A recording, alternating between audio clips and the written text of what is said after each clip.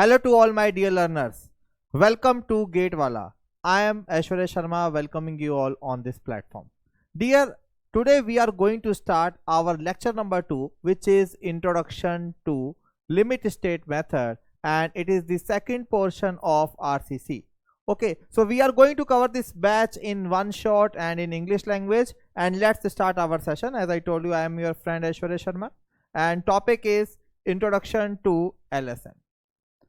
So my dear friend, what all are the agendas for today's class? Today we are going to discuss these 5 topics along with numerical, as I promised you that I am going to bring numerical at the end of every session. So topic today is material, means concrete and steel. After that we will study about load. After that we will be seeing what all are the various assumptions involved in the analysis and design of limit state method. And after that we will be seeing that how we can study our stress block based on the limit state method assumption. Okay, so let's start the session, guys. So let me start. Before starting these topics, quickly I want to tell you something on the design philosophy. So first of all, I would like to tell you what is design philosophy. Total design philosophy which we do have in our engineering, in which is applicable for limit state, which is applicable for RCC as well as for steel structures, are limit state method, working stress method, and ultimate load method. But in RCC, basically we do our design on the basis of working stress method and on the basis of limit state method. So quickly I want to differentiate between these two methods. In working stress method, we ensure our factor of safety by applying the factor of safety only on material. Okay, so we can ensure our factor of safety by applying factor of safety only on material. But whereas in limit state method, we ensure our structure safety by applying factor of safety, partial factor of safety on material as well as on load. Are you getting it or not? So let me write down it here. So in WSM, load is unfactored, whereas material is factored. But if we are talking about the limit state method, then both load and material, they are factored. Okay. Obviously the factor of safety which we are going to use for working stress method is different and on the higher side is with respect to the factor of safety of limit state method. Okay, so now we are going to start our limit state method, and first of all we will be seeing the properties of the material, means what factor of safety to be applied on concrete. After that, what factor of safety is to be applied on steel. Then we will be watching the various assumptions. Load also we will be seeing, partial factor of safety for load also we are going to see, then assumptions, and after that we will be studying our stress block. Okay, so my dear friend, let's start. So on material, the first material which we do have is concrete. This is the characteristic graph of concrete, or you can say it is the design stress strain graph of concrete.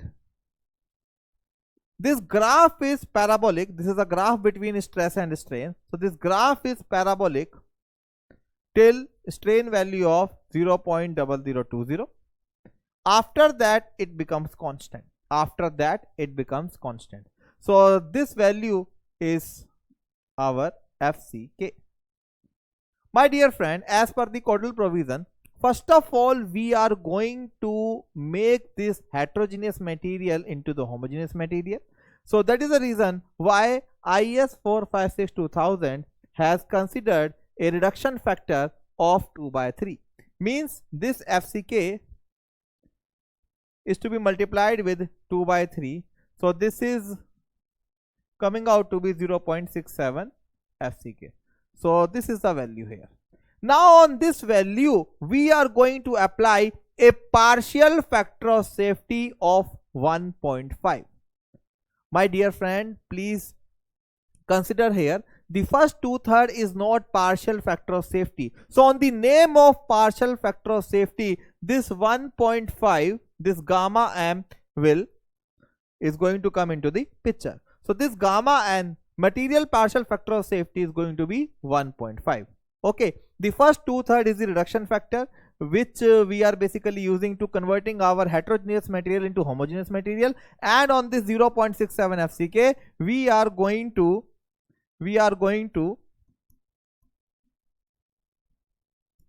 apply a factor of safety of 1.5. After that, the value which you are going to get will be equal to 0.45 FCK. Are you getting it or not? Okay, so this is the final value which we are going to use in limit state method. After that, my dear friend, if we are talking about steel, so with respect to concrete, the relative factor of safety in steel is less, because the quality control over steel is more than that of concrete, due to the obvious reason, as we all know that we manufacture steel by the rolling process, and rolling process occurs in the factory.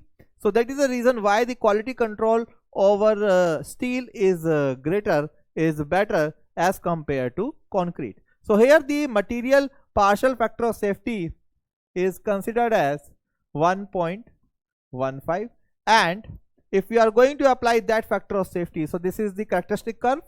So here the value is Fy, and on this value Fy we are going to apply a partial factor of safety 1.15. So my dear friend, here several questions or several sets of questions can be generated. Question number 1, why the partial factor of safety of steel is less as compared to concrete? As we know, the partial factor of safety of concrete is 1.5 and the partial factor of safety of steel is 1.15. So the answer is quality control on steel is better as compared to concrete. Okay, and second question is this, that on concrete you see you have applied two factors. One is 2/3 factor. After that you have applied 1.5 partial factor of safety. Okay, so don't say like this, FCK is first of all divided by 1.5, because this is also 2/3, and then the whole is divided by 1.5. So this, for this 2/3, we call it generally reduction factor. It is due to the non-homogeneity of concrete, and this 1.5 is taken because here the quality control is less. As we all know that concrete is manufactured in the batching plant, sometimes on sites, so we cannot ensure that much of safety as in case of steel. Are you getting it or not? Okay, so as I told you in the very beginning that on in limit state method we ensure our factor of safety by two means. One is material, we have seen both the materials, steel as well as concrete, and another is load.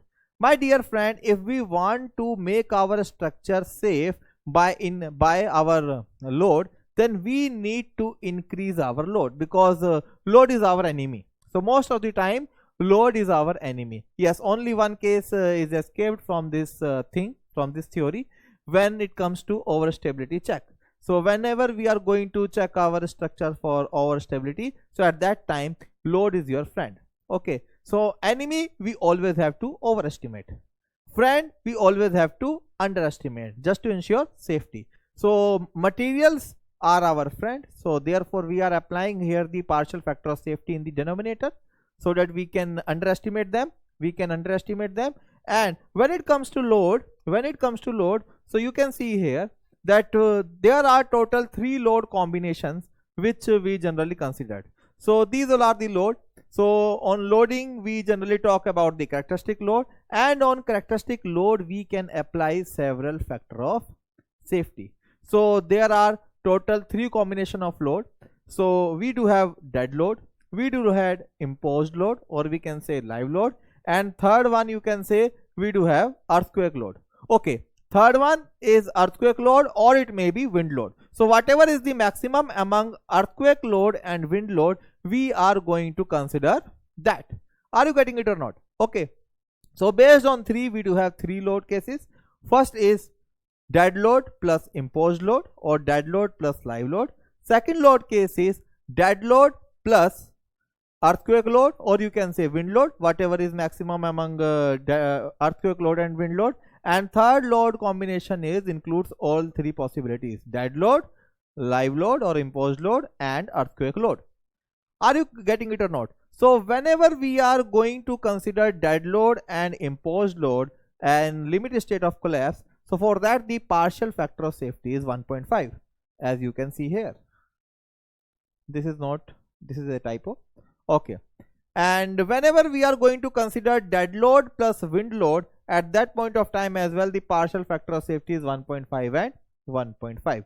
But yes, as I told you, sometimes your dead load can also act as your friend, especially whenever there is a case of overturning, because in overturning, dead load stabilizes your structure against the overturning moment. So whenever we are going to check our overturning cases, in that scenario, my dear friend, we need to use 0.9 instead of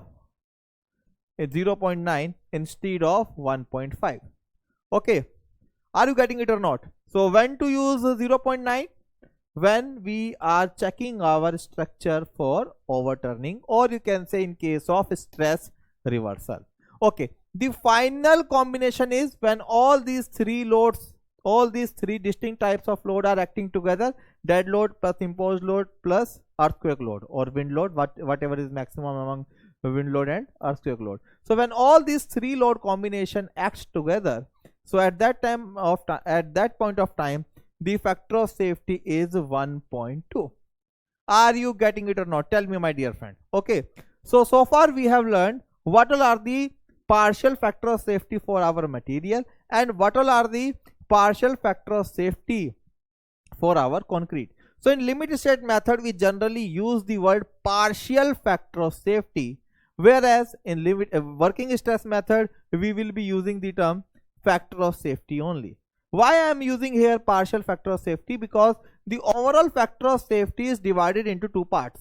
One part is for your friend, which is material, and another part is for your enemy, which is load. Okay, and why we are multiplying a partial factor of safety for load, and why we are dividing partial factor of material with our partial factor of safety? For that I have given you the logic. Are you getting it or not? Isn't it? Okay, yes. Working stress method we are not considering here, because from gate point of view, working stress method is not so much required. Although in engineering services prelims, you may encounter some questions of working stress method. So that I will consider. For that I will take a special session at the end of this series. So this series will be consisting of 10 chapters, and it is the second chapter today. And the last chapter, other than those 10 chapters, I will be keeping separate, and that would be dedicated only for working stress method. Isn't it? Okay, my dear friend. Now, after material and load, for material, the partial factor of safety of concrete was 1.5, for steel 1.15, and for load, we have seen the partial factor of safety in 3 cases. In our case, most of the time in design problems, we are going to encounter with the combination of dead load and imposed load. For that, the partial factor of safety is 1.5. Isn't it? Now, my dear friend, very important thing, which is assumptions. So now we have to see what all are the various assumptions involved in the analysis and design of beam by limit state method. So these assumptions are the crux of entire limit state method. We need to understand these assumptions very, very carefully. We must know all the limitations of limit state method, and the entire limit state method is hidden in these 6 assumptions. Are you getting it or not? So assumption number 1. I know it is your favorite assumptions, and you might be knowing these assumptions by the name BTEC assumptions. Doesn't matter whether you are studying RCC, whether you are studying WSM in RCC, LSM in RCC, whether you are studying plastic analysis in steel or SOM or structure. So you may encounter this assumption number 1 each and everywhere. What does it say? It says the plane section before bending will remain plane even after bending. I am going to explain all these 6 assumptions one by one. Don't worry. But first of all, let me read all these 6 assumptions. Okay. So assumption number 2 says the maximum strain in concrete at the outermost compression fiber in bending is 0.0035. It means when my structure is going to collapse, so at that point of time the maximum compression in the concrete is 0.0035. Assumption number 3 we have already seen. Material property, concrete property, that for the design purposes the compressive strength of the concrete shall be assumed to be 0.67 times or 2/3 of the characteristic strength FCK, and a partial factor of safety of 1.5 shall be applied in addition to it. Okay, so first we are going to make it 2/3 reduction factor, and after that 0.67 FCK we are going to apply a partial factor of safety of 1.5. Okay, fourth assumption is very common. It is also there in WSM, although we have not seen WSM, that all the tensile force will be taken up by steel and none by concrete. Okay, as we have seen in the lecture number 1, that concrete is not that good in taking tensile forces. The tensile strength of the concrete is very less. It is almost 1/10 of its compressive strength. Although we have seen that there are 2 categories of tensile forces, one on bending and another one is on direct compression, direct tension. So bending, it is known as modulus of rupture. We denoted that with FCR, which was equal to 0.7 under root FCK, and another one is direct tension. We denoted that with FCT. So FCT, from thumb rule we can say it is 2/3 of FCR. Okay, my dear friend. So all the tensile forces will be taken up by steel and none by concrete. Means whatever area of concrete we do have in tension, so we are also going to pay for that concrete, but from a strength point of view we will not be considering that. Are you getting it or not? Tell me, my dear friend. Okay, so this is our assumption number 4. Assumption number 5 is again from your material property, steel, that stress strain curve is derived from the type of steel used, and for design purpose the partial factor of safety of 1.15 shall be applied. No reduction factor for steel, and the partial factor of safety of steel is also very less. It is 1.15 if you are comparing it with respect to concrete. And yes, 6th assumption is very important assumptions. What does it say? That at the time of collapse, assumption number 2 is also talking at the time of collapse. Assumption number 6 is also talking at the time of collapse. So at the time of collapse, the steel reinforcement at the time of failure, it should not be less than 0.0020 plus 0.87 Fy upon ES. Okay, how much it is? It is 0.0020 or 2% strain plus Fy upon 1.15, which is partial factor of safety, into ES, or 0.87 Fy upon ES. Are you getting it or not? So entire limit state method, my dear friend, is based on these 6 assumptions. Okay, so let me elaborate them one by one. So plane section before bending will remain plane after bending. What does it signify? What does it signify? It means, my dear friend, strain diagram is going to be linear. So in our entire analysis, whether, again I am repeating, whether it is WSM or it is LSM or it is plastic theory or it is our strength of material or any theory, okay, so this strain diagram is going to be linear. What does it means? That suppose we do have a beam here.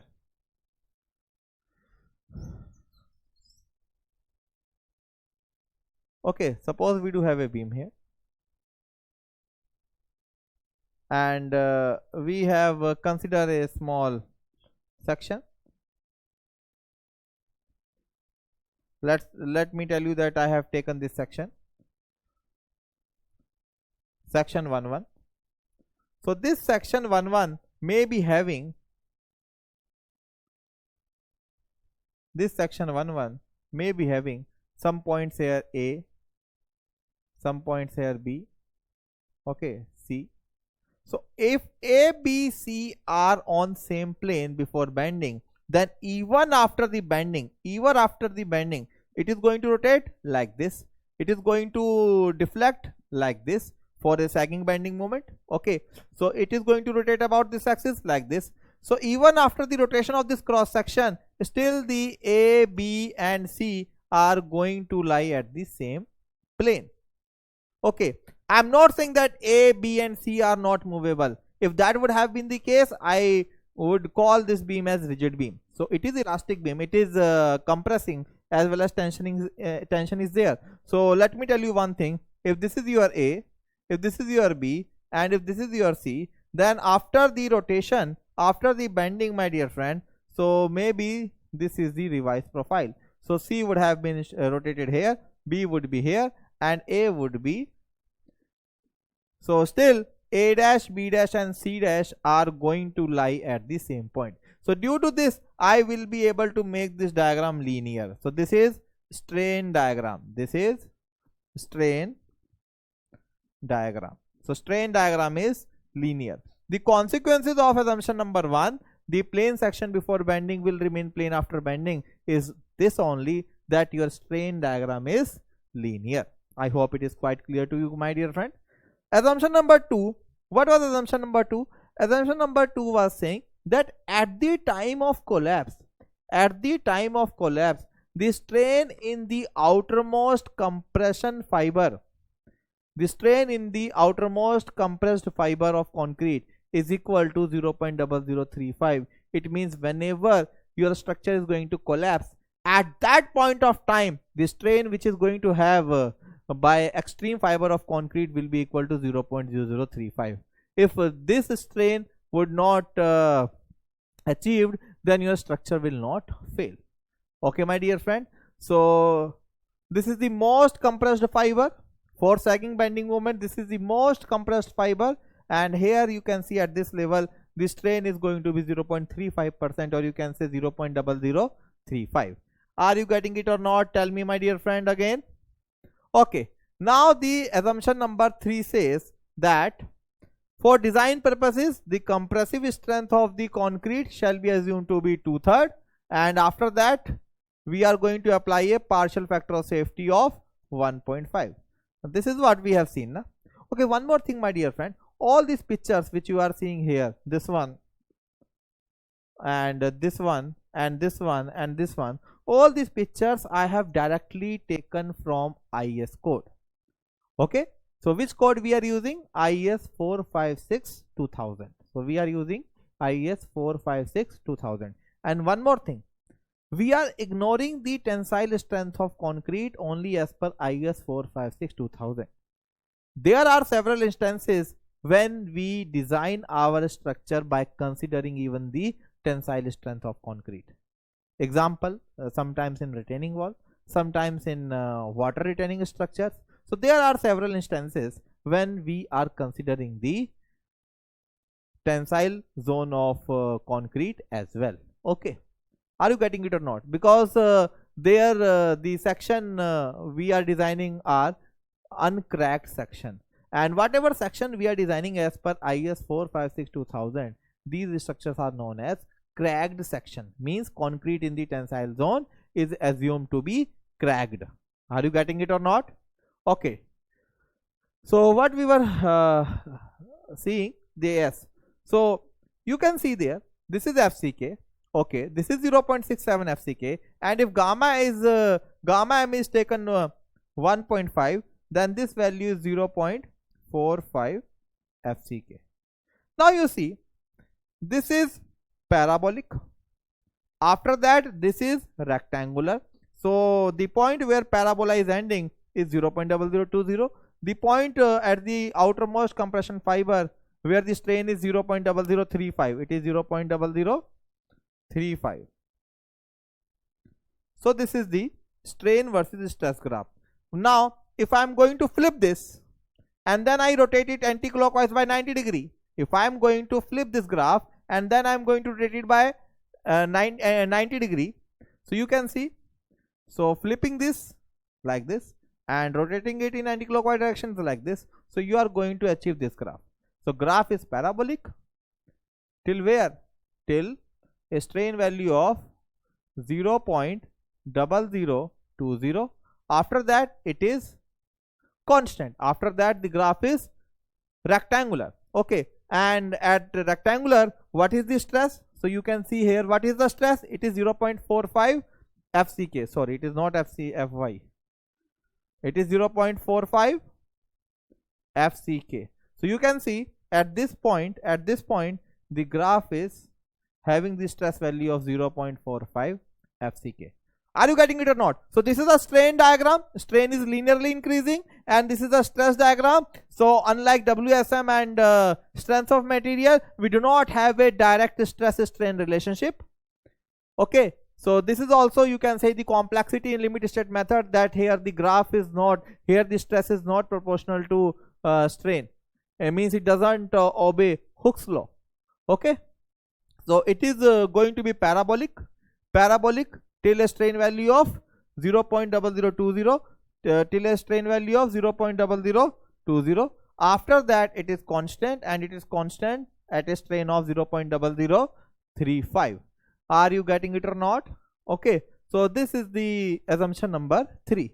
Now assumption number 4 is very easy. What was that? That all the tensile stresses were taken by steel and none by concrete. Here you can see that I have completely ignored concrete. The shade of concrete is gray. You can see that on bottom side I am not showing concrete. I am only showing effective as steel. I am only showing effective as steel.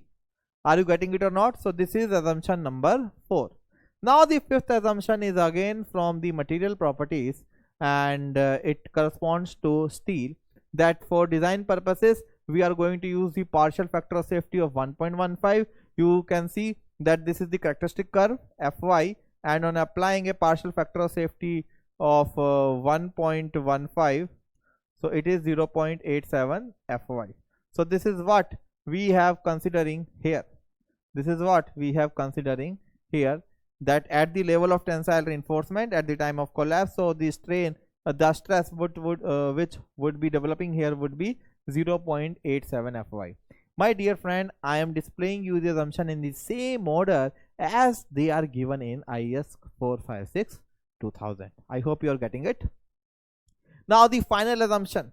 Okay, before final assumption, can any of you tell me what is the strain here? What is this strain? I know it is written here, but I cannot read it even from this distance. So how you would be? So tell me, what is the strain? What is this strain? So for calculating this strain, what I am going to do here, I am simply going to assign this value as A. I am going to assign it by A. So what is A? What is A? Anybody? A, if this angle is theta, then I can say one thing, that tan theta is equal to perpendicular upon base, means 0.87 Fy upon A. So what is A? A is 0.87 Fy upon tan theta, and tan theta is nothing but the slope of stress strain curve. It is the slope of stress strain curve. So what is the slope of stress strain curve? It is Young's modulus. It is Young's modulus of steel, obviously. So this is 0.87 Fy upon Es. Now if you'll ask me what is the total strain at this point of time, my dear friend, it is 0.2% plus this A value. So the total strain would be 0.2% plus A. What is A? It is 0.87 Fy upon, tell me my dear friend if it is clear to you or not. So at the time of 0.87 Fy, the strain here is 0.87 Fy upon Es plus 0.0020. Now you can read it. Okay, So my dear friend, the sixth assumption is also related to this thing.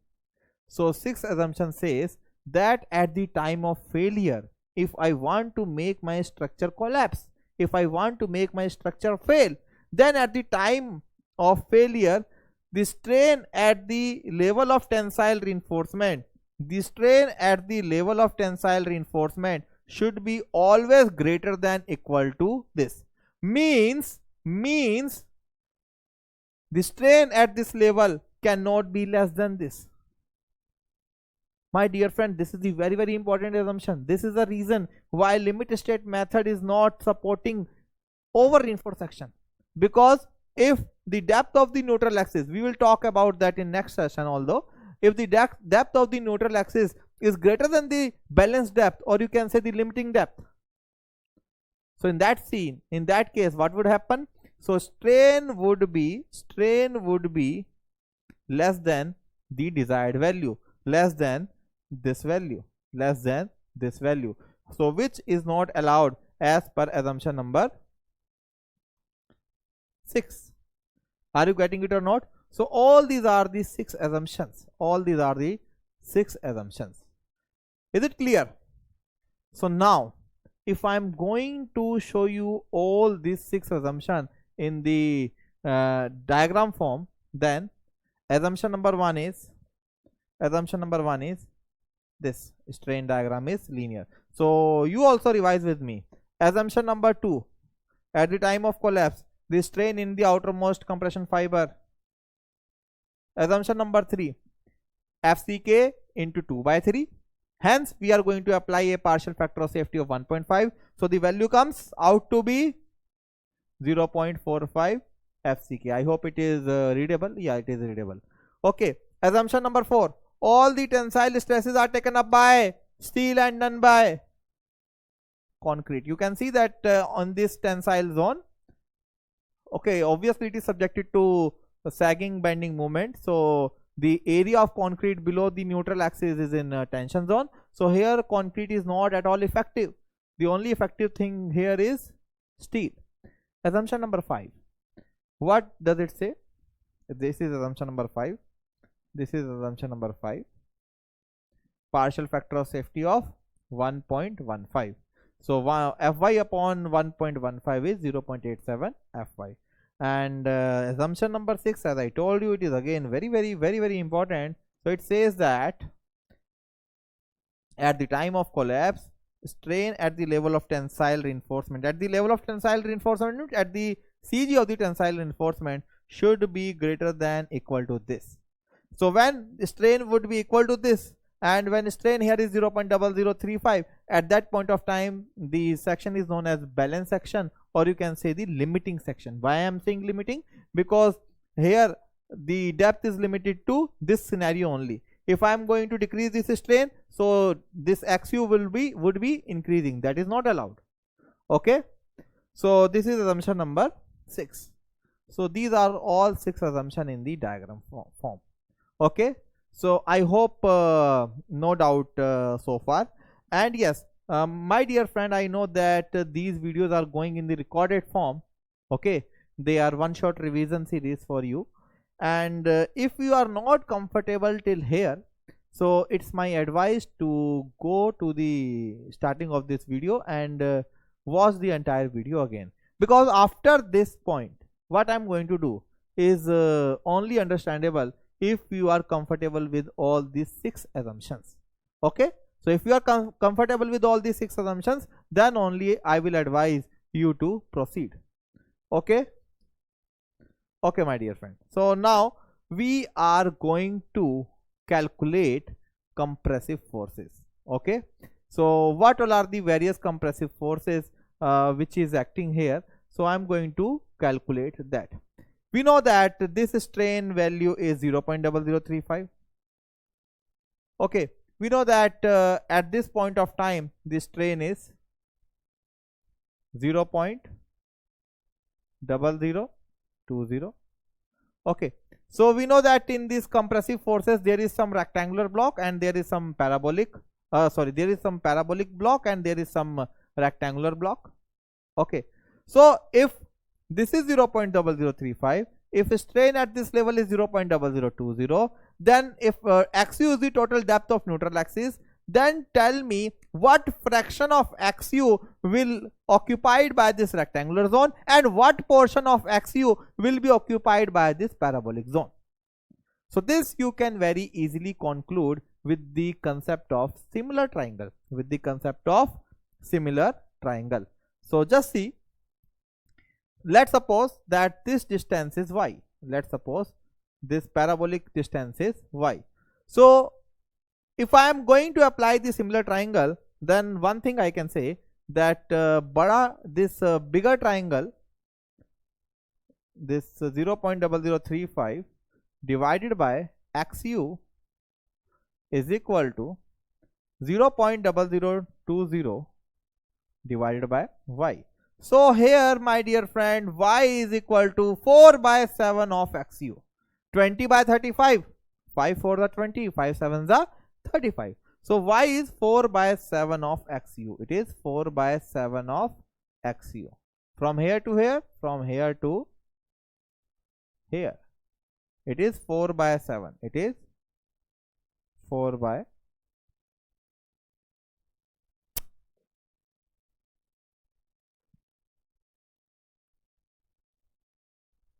okay. Now you can easily calculate this remaining thing. This remaining thing is how much? It is 3 by 7. It is 3 by 7. Total is XU. If this is 4 by 7, then the rectangular block is 3 by 7. So one thing is sure, that the depth of the rectangular block is lesser as compared to the parabolic block. Okay, one thing is there. Now if I want to calculate the compressive force, my dear friend, then there are two ways. First is, force is average stress into area.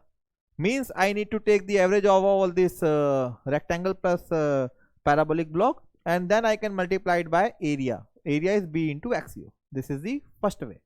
Second way is, what you can say, you can find the area of a stress block and you can multiply this area with the width of the section. But yes, this approach is applicable only if width of the section is constant. Means the second approach you cannot apply in case of triangular beam or circular beam or any other shape which is continuously varying. Okay, although in T section, in flange section, we will be using the same concept with some improvements. So we will see that, okay, in flange section, which we will be covering in next to next lecture. But yes, now approach number 2 is easier for me. Means calculation of this area and multiplied by this width of this section. Let me quickly tell you one thing, that suppose we do have a rectangular block, okay, and we do have this stress diagram. Let's suppose here the stress is C and here stress is 0 and it is varying linearly. So the width of the section is B and depth is D. So what is the force on this rectangular portion? So force, you can say it is average stress C plus 0 by 2 multiplied by area. Or you can say approach number 2, which I told you just now, that it is equal to area of this stress diagram half into base into height into width of the section. This is width, this is area of stress diagram. This is area of stress diagram. So output is same. What you did there, what you did here, it is average stress, into cross section area, So either you can say average stress into cross section area, or you can say area of stress diagram into width of the section. So both the approaches are equivalent, but once again I am reminding you that the second approach is only applicable if width of the section is constant. So I will use Approach number 2, that if I want to calculate the net compressive force, then I will be calculating area of this composite figure, because calculation of area would be easier for me. I know how to calculate area of rectangle, I know how to calculate area of parabola. Okay, and here the luckily is width is constant, so simply I can multiply that area with b. Are you getting it or not? Okay, now see it. So now we know this bifurcation. This is 3/7 of XU, it is 4/7 of XU, and the base is 0.45 FCK. So if I am going to calculate it, then one thing is sure, this is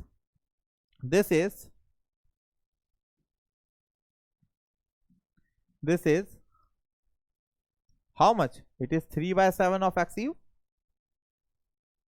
Okay, and this is how much? It is 2/3 into base into height. Okay, then we will be multiplying it by. So my dear friend, the component of force due to rectangular block, let me denote it by CR and let me denote it by CP.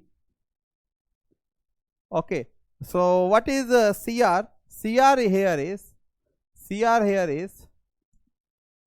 where should I calculate? Okay, CR here is what? Rectangle area 0.45 FCK into 3/7 of XU into width of the section. So if you are going to calculate it, so you will be getting 0.19 FCK B into XU. So I have rounded it to two significant figures. Similarly, my dear friends, if I am going to calculate CP, so what is the area of parabola? 2/3 into base, 2/3 into base into height into width of the section.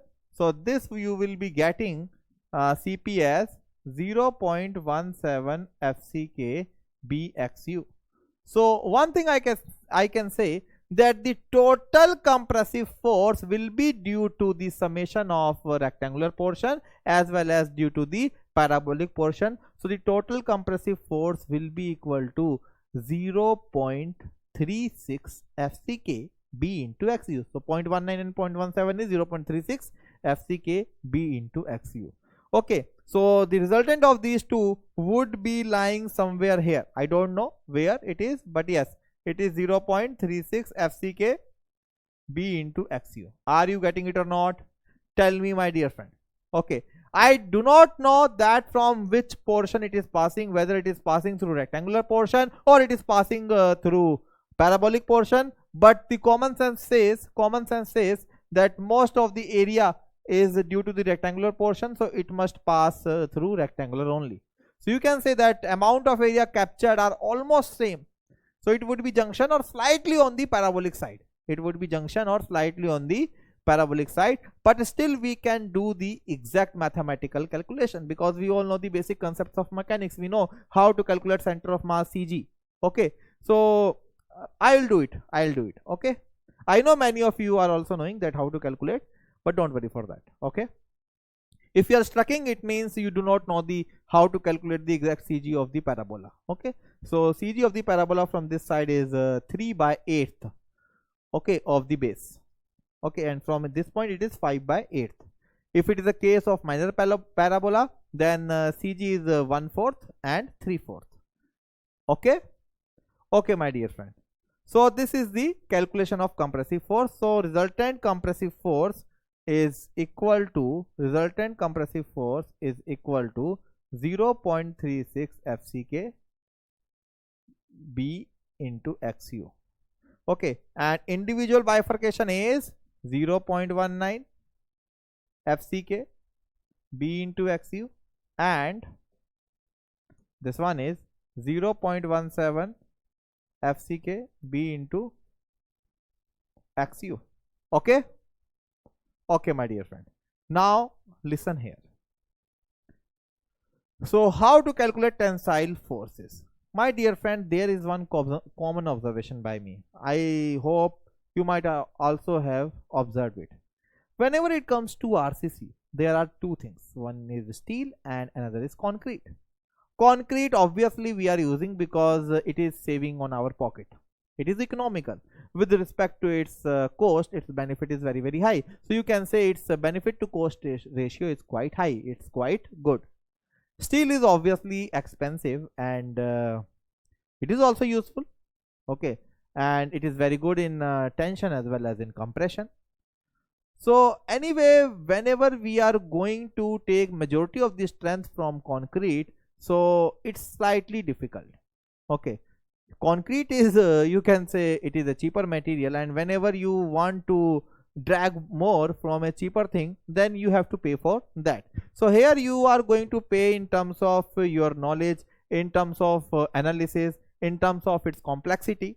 But when it comes to steel, one thing I can assure you, that in entire RCC, steel is not going to bother you. Steel is not at all going to bother you. Yeah, it may bother you in steel structures, but in RCC, steel is not going to bother you. So here you can see at the time of collapse, what is the stress? It is 0.87 Fy. You know the amount of steel, it is AST. Because on the tension zone, my dear friend, you can see only steel is there. Concrete is not at all effective as per assumption number 4. Concrete is not at all effective as per assumption number 4. So only steel is effective, and stress generated here is 0.87 Fy. How it came? Fy divided by 1.15. Fy divided by 1.15. Okay, so this is 0.87 Fy AST. So if you want to find even this balance depth of neutral axis, so my dear friend, here also you can simply say that 0.36 FCK B into XU is equal to 0.87 Fy into AST. But again, it is our next lecture's topic, not now. Okay, so we have to discuss one more thing before that, what is this location? My dear friend? Let me take it Y bar. Are you getting it or not? So if you are watching it in the recorded form, I would like to see the comments, okay, just after this point, that what is the value of Y bar. I will also check that how many of you know the answer. Okay, my dear friend. So now listen to me. So if I'm going to calculate the location of net compressive force, from common sense I told you it should lie on the rectangular zone, because the amount of this force is more than that of this. Okay, but if we want to make the exact calculations in that scenario, I will say that this is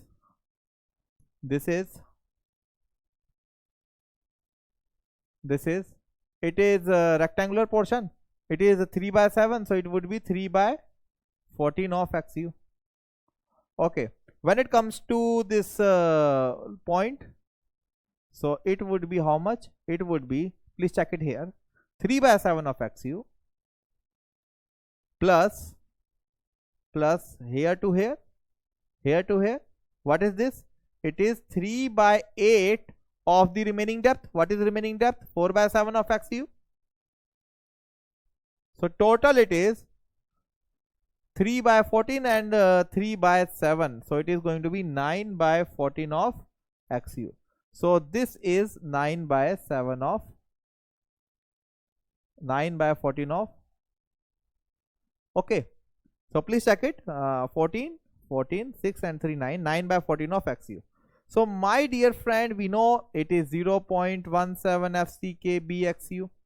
We also know that the rectangular portion is 0.19 FCK into BXU. We doesn't know that what is the location of this compressive force. We know the value of this compressive force, but I have assumed that this compressive force is acting at a distance of Y bar. Okay, now we all are physics students, we all are mechanics students. So we know that CF into Y bar is as equivalent as 0.19 FCK BXU into 3 by 14 of XU plus 0.17 FCK BXU into 9 by 14 of XU. Okay, so we know the value of CF. So what is Y bar? Y bar is basically 0.19 into 3 by 14 of XU plus 0.17 into 9 by 14 of XU divided by 0.36, because remaining term FCK B XU and in numerator also FCK B XU will get cancelled. So this value, my dear friend, will be equal to 0.416 XU. So nearly I can write it as 0.4 XU. So the resultant compressive force Y bar, the resultant compressive force Y bar is 0.42 XU. As I told you earlier that this resultant compressive force is going to pass through the rectangular block. You can check what is the height of this rectangular block. It is 3 by 7 of XU, and 3 by 7 is 0.428.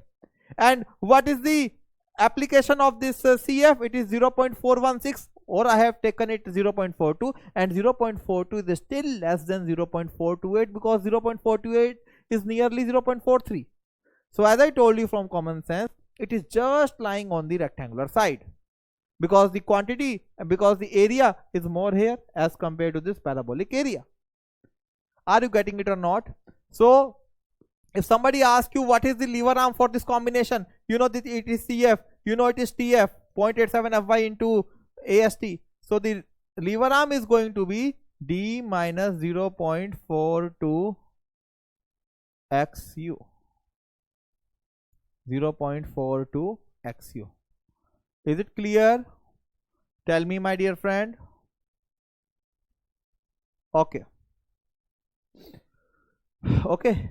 So the crux is the resultant compressive force on rectangular beam in limit state method at the time of collapse is 0.36 FCKB into XU. Out of this 0.36 FCKB XU, 0.19 FCKB XU is due to the rectangular portion, and 0.17 FCKB into XU is due to the parabolic portion, and the resultant of these two, which is 0.36 again FCKB XU, is passing through the rectangular zone, which is exactly 0.42 XU from the topmost compressed fiber, and lever arm for this is going to be equal to D minus 0.42 XU. Okay, so this is the final conclusion. Okay, so all these results we have obtained by using the concepts, by using the assumptions of limit state method, my dear friend. Okay, now I hope the things till here are quite simple for you, and they are quite mathematical.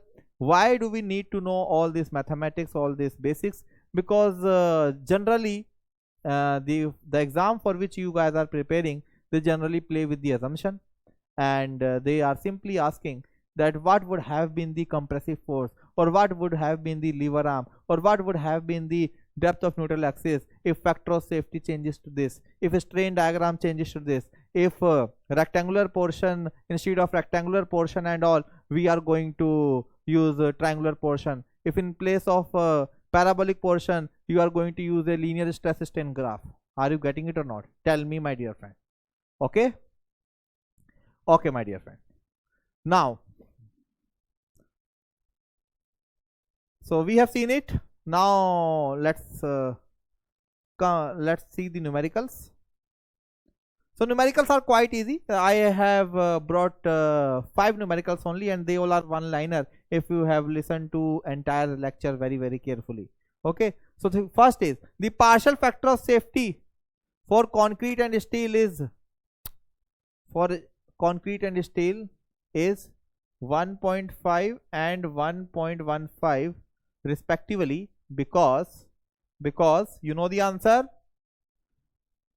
Okay, 1.5 and 1.15 respectively, because I told you why the partial factor of safety of concrete is more, because on concrete the quality control is less. The control quality of concrete is not good as that of steel, so I would like to go with option B. Okay, so you know the rule for attempting question. I will be displaying a question and I will be off screen.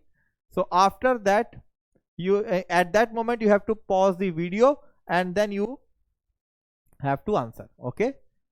Okay, so I myself forgot this rule, so that's the reason why I attempted just like that. Okay, now the question number 2. Consider the following statement.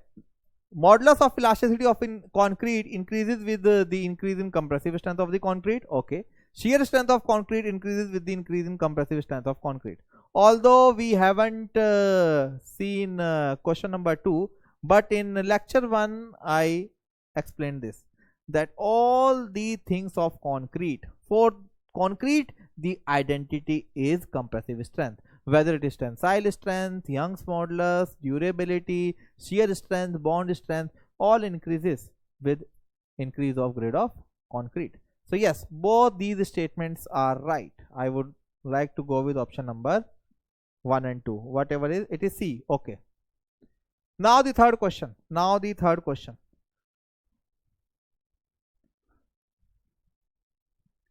So the total compressive force at time of failure of concrete beam section of width B without considering the partial factor of safety of the material. Very good. So as I told you, what would be the case if this would happen, that would happen. So it is one of the instance. Okay, so what would be the answer? My dear friend, just check out this calculation. If partial factor of safety, which is 1.5, if that would not have been there, then what would be this value? It would have been 0.67 FCK. Okay, so all the value means 0.45 and it is 0.67 FCK. So you can say that this amplitude must have been raised by 1.5 times. So this is also raised by 1.5 times. This is also raised by 1.5 times. This is also raised by 1.5 times. So simply you can say that your value, that your compressive force is simply going to rise by 1.5 times, because you can see that 0.45 FCK is linear. Okay dear. So answer would be 1.5 times of current value, and current value is 0.36, and 0.36 FCK BXU simply multiplied by a partial factor of safety, which is 1.5. Okay, 18, 36, 54. So option B is correct. Option B is correct. Okay, if 2 would have been the partial factor of safety, then answer would have been how much? It's a homework for you guys. Okay, now question number 3. Maximum strain in an extreme fiber in concrete in the tension reinforcement in a balanced section at limit state of flexure are respectively.